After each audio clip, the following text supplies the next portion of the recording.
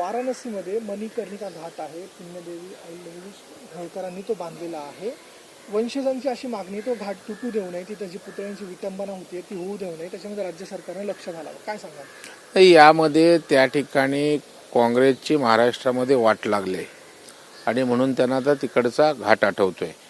परंतु त्या ठिकाणी पुण्यश्लोक अहिल्यादेवी होळकर यांच्या नावाचा सन्मान करण्याचं काम, त्यांच्या स्मृती जतन करण्याचे काम पंतप्रधान नरेंद्र मोदी साहेबांनीच केलं आहे. आमच्या महाराष्ट्रातल्या देवाभाऊच्या सरकारनेच केलं आहे. याची कल्पना त्यांना नीट आहे आणि त्याच्यामुळे विकासाच्या बाबतीत त्या ठिकाणी देश पातळीवर असेल किंवा राज्य पातळीवर असेल, त्या ठिकाणी अशा प्रकारच्या थोर पुरुषांचा किंवा अशा प्रकारच्या थोर व्यक्तींचा हा त्या ठिकाणी आदर सन्मानच होत असतो. त्यांना अपमानित करून त्या ठिकाणी कोणी काही करत नसतो.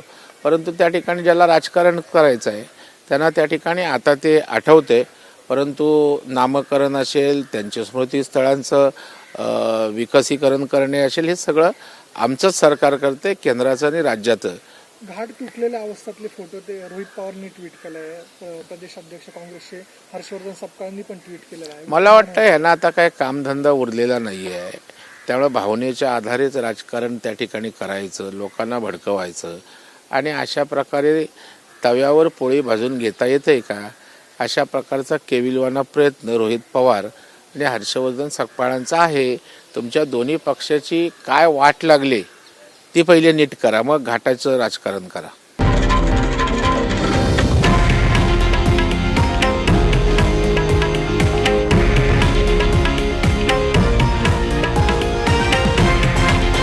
हे आहे देशातील नंबर 1 न्यूज नेटवर्क आणि आपण पाहत आहात TV9 मराठी, एकमेव.